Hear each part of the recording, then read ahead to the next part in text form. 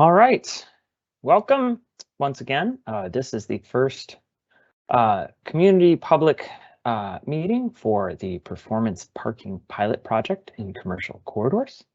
My name is Nate Graham. I am a public engagement specialist for transportation projects with the Department of Environmental Services, and I'm joined today by the members of our parking team within the Bureau of Transportation Engineering and Operations.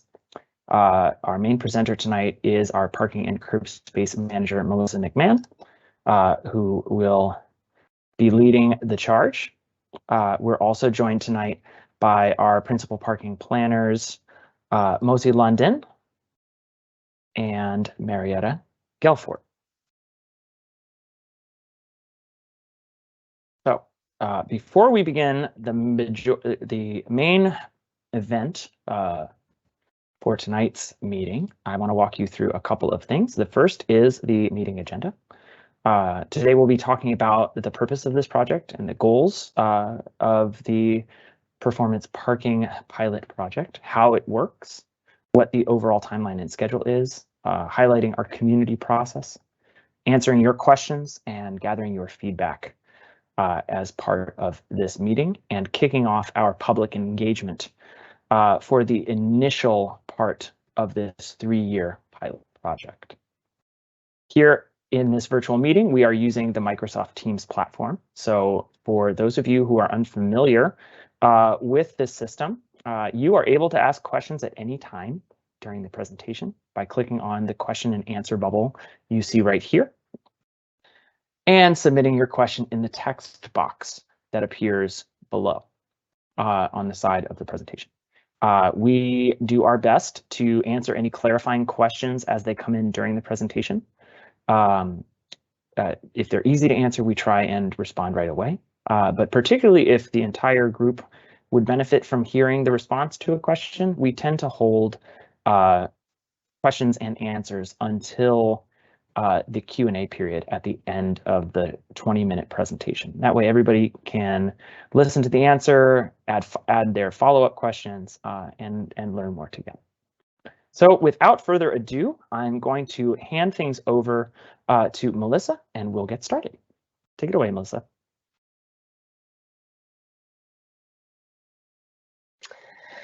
Hello, welcome everybody, and thank you so much for being here.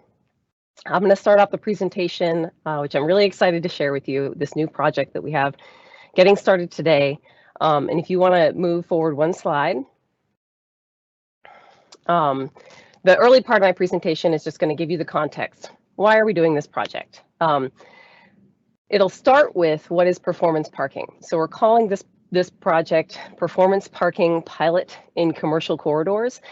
And what we're going to see with it is basically a data-driven effort. We're going to use technology to better understand the existing parking utilization in these areas in question. Performance also means actively managed. The purpose of this project is to help us manage the parking supply, to make parking more convenient, and to reduce the negative impacts of hard-to-find parking. We're going to talk a little bit more about that. Performance also means tailored. So this project is designed to help us customize how we treat metered parking by neighborhoods, by blocks, based on their actual use. So it's not one size fits all. And finally, performance in this context for us means flexible and responsive. So we are endeavoring with the project to ensure that we have a system that is flexible in response to changing needs in the community.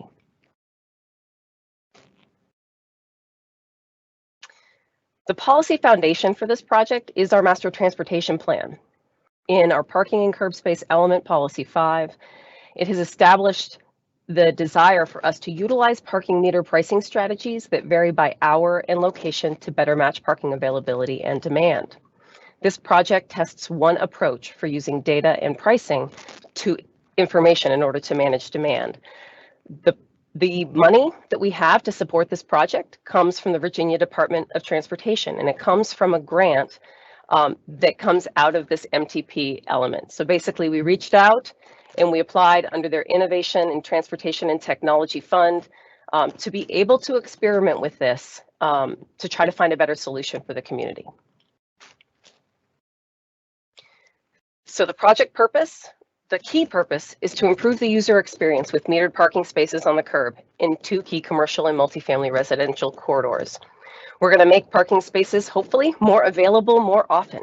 We are trying to use information available in real time to help people make better decisions and more informed decisions. And our goal is to reduce the negative impacts associated with the search for parking. So most of us are familiar with these impacts, right? Cruising around, circling blocks to try to find an open space, the people that you pass who've double parked in a travel lane, causing you to have to move around them, whether you're a bicyclist, a scooter rider, or another vehicle or another car trying to get around them safely. Another negative impact that we might see in our most congested areas is that people choose to go somewhere else to do business. They might not choose to come to that neighborhood because they're concerned they're not going to find a parking space, or it's going to take a really long time to find a parking space. So those are our key objectives. This is a pilot project. So what that means is that it will be evaluated, and if it doesn't work, we don't have to keep it. So that's an important foundational principle of doing this, and it's what makes it so exciting that we have the state support and the ability to try this out, to see if it works, to measure how well it works, and to decide whether we want it to become a permanent part of the way we manage our curb space. We also want to highlight a few things that this project does not do. It doesn't seek to increase overall parking revenue. We anticipate that with this project, the technology and the policy decisions will allow us to change prices on the curb for metered parking, but those prices will go up in some places and they will go down in other places. So we really don't have any idea at this point in time what impact that would have on parking revenue.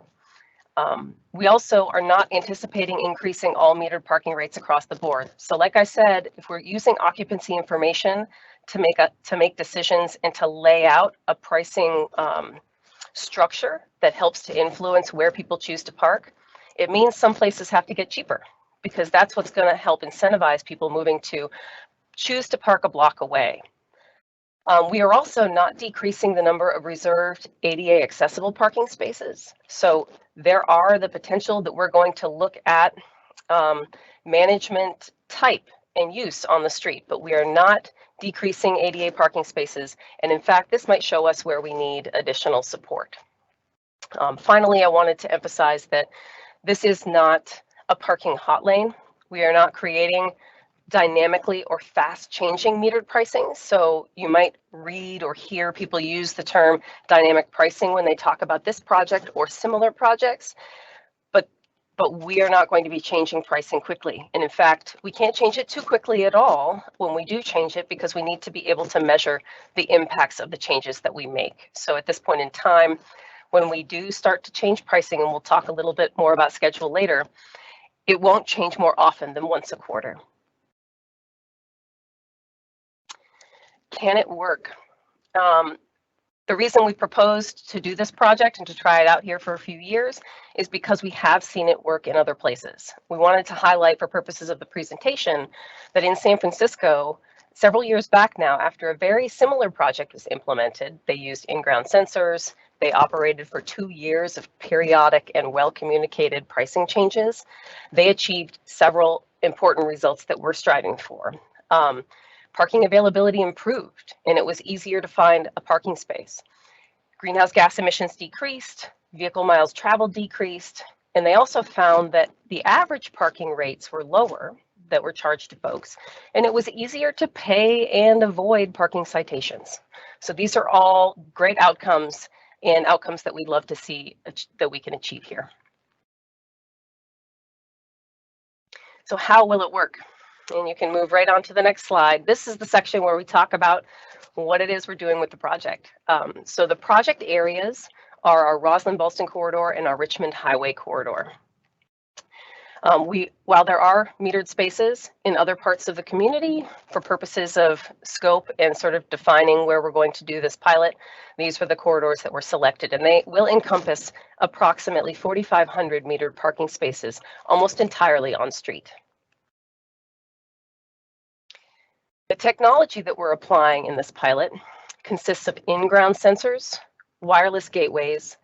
There'll be a staff a staff view dashboard for management and decision making, as well as a public view web or app interface. So the pilot itself is going to produce a web interface that is mobile friendly, but it will also produce APIs for third-party app developers to be able to pull the same data that we have and to put it onto their products that you or I might already use and have on our phones. It's important to note that this technology that's a part of this project does not capture or store private data. I'll get into more of the details about what each of these technology pieces does, but there are no cameras in our solution. They are not a part of this project. So we are just really understanding, is there a car there? Is there not a car there? The stall occupancy sensor is a small device that will be embedded fully in the ground. And you can see from the display, the sort of sequence that you see of photos in front of you, there's a simple core drilling effort, the installation of this sensor in the ground, sealing it over with epoxy, and then you basically hardly know it's there. It's completely wireless, it's battery operated, it's low power, and ideally, if the pavement isn't torn up, it will give us a 10-year lifespan for each of these sensors. Those sensors will speak to the wireless gateways. So as a part of the design of this project, we will delineate spaces. There will be one sensor per parking space, and wireless gateways will be installed primarily on traffic signal poles in the corridors, and they will collect the car there, car not there data from those sensors 24/7, and they will convey that to the cloud essentially, and that's how we will receive that information on our decision making and management and analysis dashboards. The wireless gateway is also very low power. It uses AC power with a regular outlet. It has a cellular connection to the internet, and it's, again, another small, very simple device, and that's going to provide that connectivity so that we have fewer of these covering many of our in-ground sensors. So the overall project approach is an experimental one. So you would see that because we have to evaluate, our pilot is actually going to have several sequences of using data, understanding the data, analyzing, and making decisions that impact pricing. So over the 3 years, in this first year, we are laying out the system that will allow us to gather data. And that first step every time will be looking at the occupancy data. How are the cars parking? How long are they staying? So we will know both how occupied a space is over time, but we'll also know about turnover of cars. So we'll know if a space is being used for long-term stays, longer or shorter perhaps than the meter currently would allow. We'll also know if spaces are being used for shorter-term stays. We're going to gather that data initially for existing conditions before we make any changes to pricing. Once we have those existing conditions data, we'll be able to analyze them, and we will be communicating them out to the public as well, so that you can follow along the whole process that staff is undertaking to understand what is actually happening on the street with occupancy and what might it mean if we were to use pricing to start to influence that behavior. So that is that analytical section, applying the project priorities to the pricing model. So again, do we have those curb spaces where there's such high occupancy that people can't reasonably find a space, versus curb spaces with metered parking that is not at peak occupancy and that actually has a lot of capacity? And how might we use pricing to shape that? We'll be sharing what we learn, and we will be sharing proposed pricing changes each time we go through a round of this. And importantly, we want to mention that we have to go to the board for an ordinance change before we can even implement the first pricing change. And that's because the way our current parking meter pricing works in ordinance is that it's hard coded there, and the board makes a decision about what those prices are, and they're just stuck. But for the period of this project, particularly in 2024 and 2025, those are going to be years where we need more flexibility. And so we will be taking an ordinance proposal to the board that helps us have enough flexibility to undertake this project and to learn from the data that we have. So schedule and community process. So this is the section of the presentation where I'm going to tell you where we are today and where we expect to go, especially over the next year. So January and February, we've been doing the major hardware planning and the permitting logistics.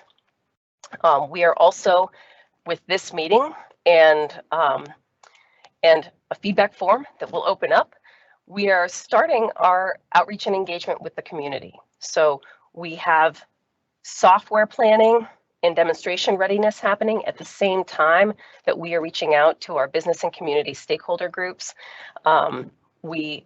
It's basically a combination of techniques to reach as many people as we can, especially at this point, to make sure folks know what the project's about and how they can stay engaged over the course of it, because it's going to be a long time. Come early and mid-spring, we will be continuing our hardware deployment planning and permitting processes, as well as our public engagement and individual business outreach. We are also finalizing work on a demonstration site, which will allow us to hopefully shortly have some interface available on our project webpage for the Courthouse Plaza parking lot. And you'll be able to see what this technology can show you as kind of a sneak preview before we actually have the system in place this summer. From late spring into summer, that's when we will be undertaking that installation process. You could call it construction, it's pretty minor construction, but we do have to hit all of those 4,500 parking spaces, and we have to put those sensors in, and it will consist of short-term rolling parking closures across all of these corridors and all of these block faces. However, it's a detailed planning process in coordination with the paving schedule and in coordination with our business community. And we will be conducting door-to-door outreach in advance of this installation. So, 1 to 2 weeks before we hit a set of blocks, we're actually going to be there with our street team. And we'll be sharing information with each of those businesses, knocking on doors, making sure that they know how best to be involved in the project, and they know how long the parking right in front of their business may be inconvenienced. By and large, this is a fast process. You saw those images. It's a core drill into the asphalt. The time any given parking space will be out of commission won't be for too long. And so we think it's going to be a relatively easy process, I guess, from the perspective of businesses and parkers on a routine basis. Come the end of the summer, we expect to have installed all of the equipment, and we will be able to begin to collect that existing conditions data. So how are people parking today? No pricing changes, just what's going on the street, and where are our problem areas and where are our opportunity areas. We'll be calibrating and testing our software, making sure that staff have the best analytical interface to use to access these data, to understand them. And we will be able to test and sort of look at conceptual pricing scenarios based on those data and measure what we anticipate the impacts should be if we made those changes. We will be sharing those early learnings with the community, so there will be additional engagement, and we will be talking about where we think we need to go with pricing changes in order to achieve the project goals of easier to find parking more often and where you need it to be. And finally, we will conclude the year with bringing that ordinance that I mentioned to the board so that we can, that will allow us to make those pricing changes in years 2 and 3 of the project.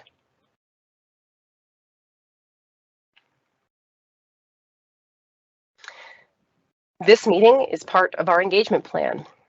So we wanted to highlight our engagement plan goals for this project. A very important one is that we want to make sure that the involvement in our community with the project and an understanding and participation is inclusive, and that equity and inclusion are part of both the analysis and the report on our public feedback. So we might not do a perfect job every time and with every tool getting as wide a breadth of participation as we want, but we're going to be watching that as we go, and we're going to be making additional changes and adding to and adapting our engagement plan in response to what we understand about participation. We also want to make sure through our engagement that the county knows the perceptions of and keys to satisfaction with parking, and that our system planning and design, including those pricing changes that will happen in the future, are incorporating public input as appropriate.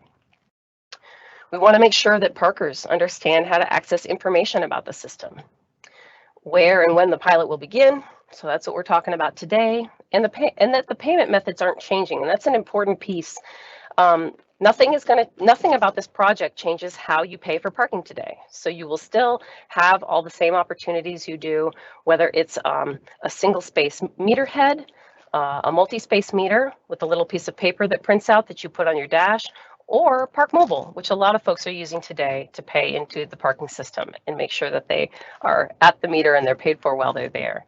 So none of that's going to change, but those meter providers and service providers will interface with our system. They will receive the pricing information, and all of our parkers will receive the most accurate current pricing information from those meters each time we make a change, as well as from other sources each time we make a change.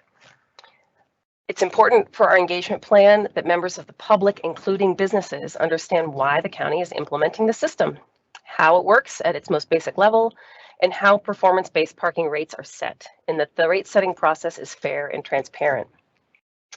And finally, we want to mention we do have as a direct goal to make sure that developers of third-party trip planning and travel information software are aware of our project, that they're aware of the information they can get access to, which has never existed before, and that we engage them at the right time with the opportunities it presents to have this information about our metered spaces.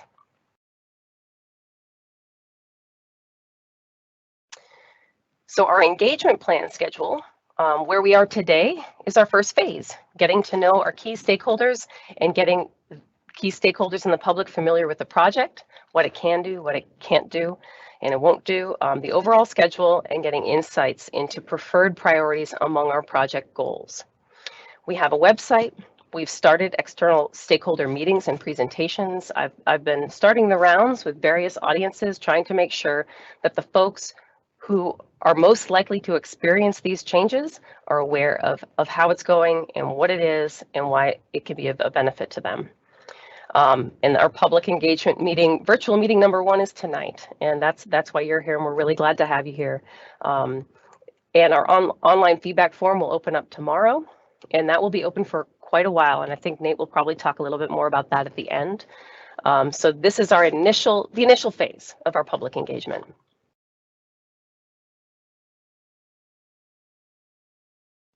The second phase of our public engagement really focuses on the smooth installation process, ensuring that we are the least disruptive to business activity and to parking activity. As we go out, we touch those 4,500 parking spaces and we make sure that the system gets installed correctly. So engagement works with that by us providing that door-to-door business outreach, coordinating with our higher level business stakeholders on other ways that they can communicate to parkers and to the businesses. So we're getting the message out from different directions. We will also be providing decals on our multimeters. So folks who might have no other reason to have tuned in and understand what's going on are going to see a project announcement decal on the meter where they park. And it might raise a question. There'll be a QR code. They can pop in, check out the website, and learn a little bit more about what we're doing and have opportunities to participate in that way. So this second phase is really, it's really around smoothing that process out and making sure that we have a back and forth with the business community as we go through and get the equipment installed. And that brings me to the end of the formal presentation. We do have a website. There's a link there, and in a pinch, if you don't have the link handy, you can go to arlingtonva.us, and in that search bar, just type performance parking, and you will immediately find our page. Our page has frequently asked questions, and it will also be the place where you can reach our feedback form, and you can get updates on how the engagement process is going, and any other updates about interfacing with the project. And our contact information is also available if you need us.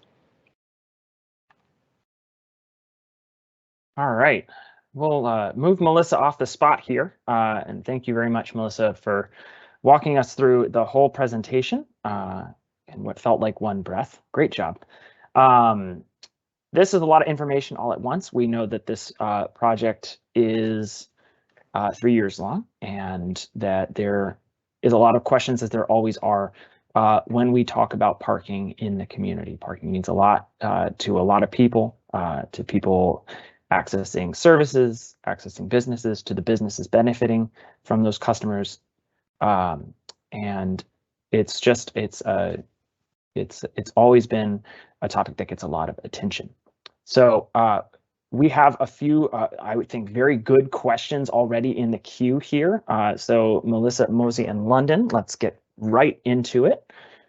Mosey and Marietta, excuse me. Let's get right into it. The first question is for Mosey, and it is about what other types of metered parking are also included in this project. Now, Melissa mentioned during her presentation that the majority of these metered parking spaces are curbside, but our question that we're kicking off with is, will the county-owned parking lots at 22nd and Eads Street South and Longbridge Park be included in the pilot project?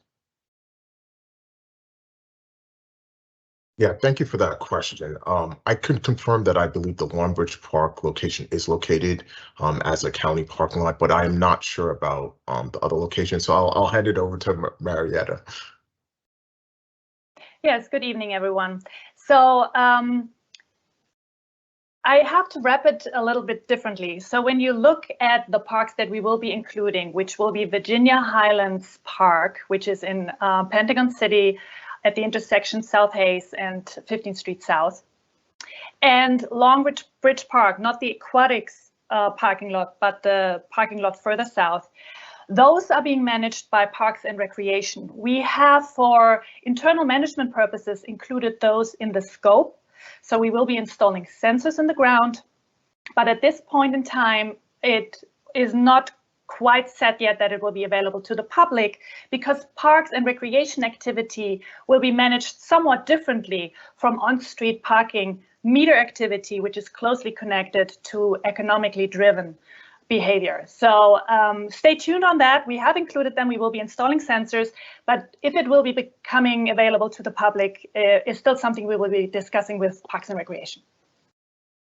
Okay, so I just want to clarify really quickly on that, Marietta. When we say included, we mean included in the pricing portion of the pilot project. Is that correct? In the scope of the project as well as the pricing, correct. Great. Okay, great. Thanks very much for that answer. And then to confirm, just finally, the county lot at 22nd and South Eads Street is included in both sensor installation and active management. We only have the Courthouse Plaza parking lot and Virginia Highlands and Longbridge Park, the south section of it, currently in the scope. And the Courthouse one will definitely be publicly available in terms of occupancy information. Yeah. Okay, great. So 22nd and Eads is a no, and Longbridge Park is a maybe. Correct. Great. Excellent. All right, the second question we have is about APIs and integration with private parking availability. Melissa, I'm actually going to direct this question your way. The question is, will private lots be able to be integrated into the system so people can see competitive pricing in adjacent garages, perhaps via third-party travel software?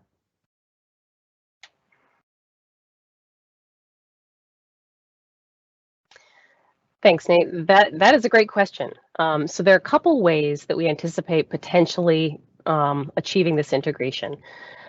First is that when we provide our API for the spaces that we have sensors in and that the county manages, we will be those data. So in essence, occupancy data in a stream and current pricing data will be available to those third-party app developers. So any app developer that is already depicting off-street parking information could merge our information into that, and they could provide it from their sort of business perspective. From the pilot perspective, one of the features that is incorporated into this project but hasn't really yet been fleshed out is that we have the capability of installing up to 10 dynamic parking signs out in the community. And those would provide real-time information about pricing and availability for the places where we have sensors primarily. However, there is the potential, and it's definitely been discussed, and we do get this question, that if there were availability information or even wayfinding information toward off-street parking in the vicinity of where the signs are going and in the neighborhoods where it's relevant, we could potentially be including that in those signs. So again, those signs they're neither placed nor designed, and we really anticipate that being a subsequent element of outreach and engagement and system design. But there is a potential there for having, I guess I would call it like a synergy of our on-street data with the immediately available off-street data. And we do hope that we can take advantage of those opportunities. We also want to acknowledge that not very many off-street facilities have any kind of real-time occupancy data about them. So we only may be able to provide directional information, possibly some pricing information in that way. But there are opportunities there, and we're looking forward to having those conversations, particularly with those third-party app developers. Awesome. Thanks very much for that answer, Melissa. We're going to move into some other types of curbside uses and their involvement in the pilot. So Marietta, this is coming your way. From Mr. Collier-Cook, our PUDO, pickup drop-off, that's the acronym, or loading zone spaces being included in this pilot project. Many times where I live in Ballston, the problem is with folks parking longer term in these PUDO spaces, which I believe are typically about 15 minutes or 5-minute loading zones or similar, and thus forcing those who actually need to load or unload to do so in the street by double parking or by blocking the bike lane or by parking illegally too close to the crosswalk. Right. I added in a couple other examples there, in addition to Mr. Cook's text. So if we could get good data to see how PUDO spaces are utilized, it would be helpful in knowing if we need more or less loading zone spaces versus metered spaces on each block. It may also help with loading zone enforcement. Marietta, I leave this with you. Alrighty, thank you very much for this question. And obviously, I mean, our team manages the curbside, and we would be very much interested in looking at other uses. However, for this part of the project, we are focusing on metered spaces. That doesn't mean, you know, in the future, if that should be a successful project, it could move to other uses. But again, for now, we focus on meter. However, I do want to point out that in areas where we do have metered spaces and sensors have been installed, and we should be seeing a behavior like a lot of cars are being parked and the turnover is really high. And oftentimes that's related with people not paying. So we will be able to match that up with our payment transaction data. We might decide that it shouldn't longer be a metered space, and it should instead become a pickup drop-off location or a loading location, which could alleviate some of the double parking and other concerns that we are currently seeing too. So that might be coming out of the project scope right now as a decision point, but otherwise everything else we would have to defer to the future. Thanks, Marietta. All right, I'm going to vamp a little bit because we have time for more of your questions, but we don't have any questions in the queue. Let's see. The first thing I will talk about is the public engagement opportunity that will open tomorrow online. Right now, we, as Melissa mentioned in the presentation, we are seeking your input on foundational elements of program design. So we have a very specific set of project goals that were included in the grant application to VDOT and their Transportation Innovation Fund, but we are asking for your input on how we prioritize them. The different tools available to the team to use with the data that this system will gather can do different things. So we want to find out more about how you use the transportation network in these areas and how you use parking in these areas, and what your priorities are for the outcomes of this project. We're going to ask you to put them in order, rank them from your top priority to your least important priority. And we're going to use that data to inform some of the program design, which I think is a really cool way of bringing in public input at a foundational level for a lot of these, for this very innovative pilot project. The other thing I want to note about this engagement is we're going to leave it open basically until the end of the summer. So the feedback form is going to launch tomorrow, and it's going to be open through installation because we know that people are going to find out about this project at different times. We have made engagement to the business community a really core part of our outreach strategy because business owners often see parking impacts differently than those of us who are coming and going at different times. They also usually have strong opinions about curbside parking. So it's I think an opportunity for us, knowing that this audience has a lot on their plate, knowing that small business owners are busy running their businesses. They may not hear about this project until we come knocking and we come to their business and we say, hey, this thing is going to come in a couple weeks. There's going to be a brief moment where the parking in front of your store, your building is unavailable for a day or two. And here's why. Here's where you can learn more. And making sure that we have public engagement opportunities that are available to them, where they can provide input in an active way, feels really important to us at this point. So we're leaving this engagement open much longer than any other engagement I have done in my time with the county, just so we can make sure there's always a place for folks maybe a little later in finding out about this project, because we have this extended installation window to get involved when it's convenient for them. In spite of my long-winded speech, there are no new questions. I am taking that as a sign that Melissa's presentation is very comprehensive and good. I do invite your questions at this time. If there's anything else you guys would like to know about this project at this point. All right, Marietta has something to add. Let's go to Marietta. Yeah, I was just thinking I might talk a little bit more about the sensors that are being installed in the ground, just because we don't have any questions. Because I received a question previously where people were concerned that since it is being covered with epoxy, if someone would have the idea and wanted to disturb it and would spray paint over it, would that somehow impact how the sensors would be able to get the data and get information? And the answer would be no. So in general, the sensors will have about an accuracy, depending on weather, of 99%, and they work in all types of weather. And the reason for that is they have two types of detection mechanisms. One thing is they can detect by radar, so they transmit like a low power radio wave, and that is reflected when something is parked over them. It is just in a short range and it's being done infrequently. And the other one is that they do detect changes in the magnetic field. So if a car with metal in it parks on top of it, the environment is automatically disturbed, that magnetic field is disturbed. And that sensor will automatically detect that and collect the data in addition to that. So there are these two mechanisms, and that improves the detection. So yeah, I just wanted to add that.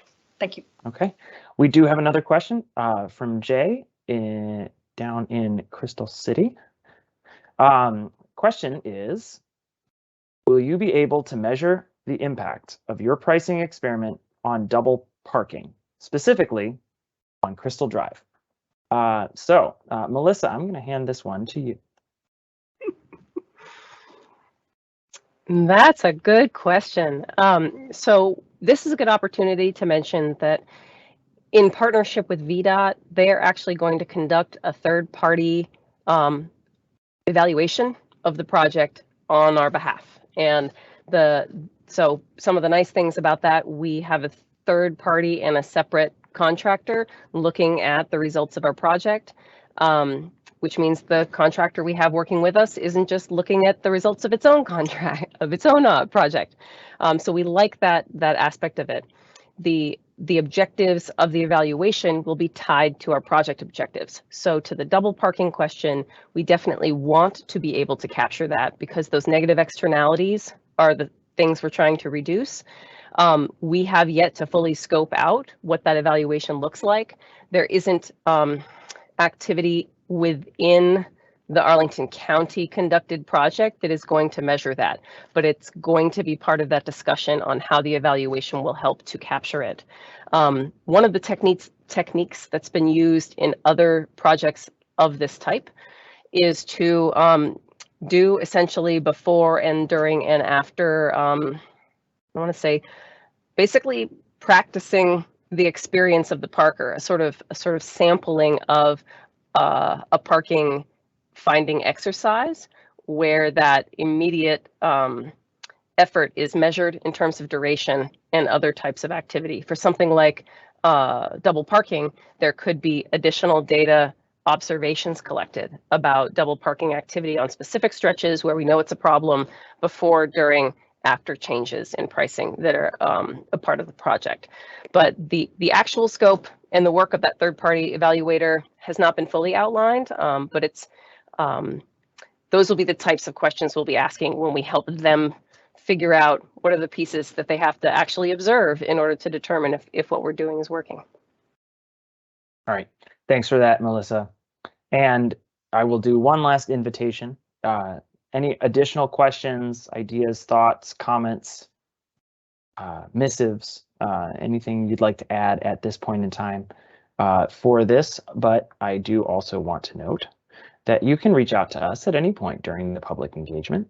In addition to that online feedback form, you can find our contact information here, as well as the project website, which is what will be updated on a regular basis with new information, new opportunities for public engagement as the program continues and evolves based on what we learn, and also facts, fun information, access to the dashboard, and links to third-party app developers who are using this data to provide more information to the public.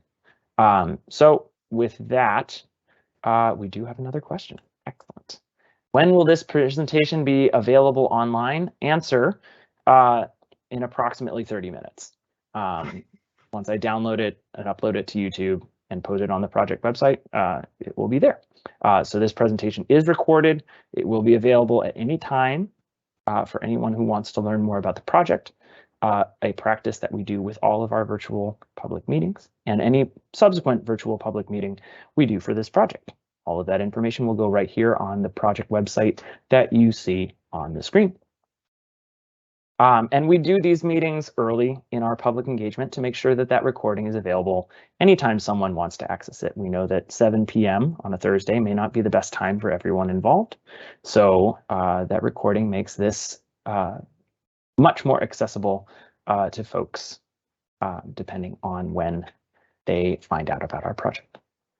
So I think that gives us a good place to say, let us give you 45 minutes of your night back, and to thank you very much for joining us at this virtual presentation and learning more, and for your interest in this project. We will be in touch quite frequently over the next 3 years as we implement the system and begin using the data to make decisions about our metered parking in these 2 corridors. So on behalf of Melissa, Mosey, and Marietta, hold on, one more. No further questions. I'm really looking forward to the pilot. That is a real way to end this. Thank you all very much for your time. On behalf of the whole team, we're looking forward to getting this project started and to telling you more about what we learned. Thanks, everyone. Have a great night. Bye. Take care, all.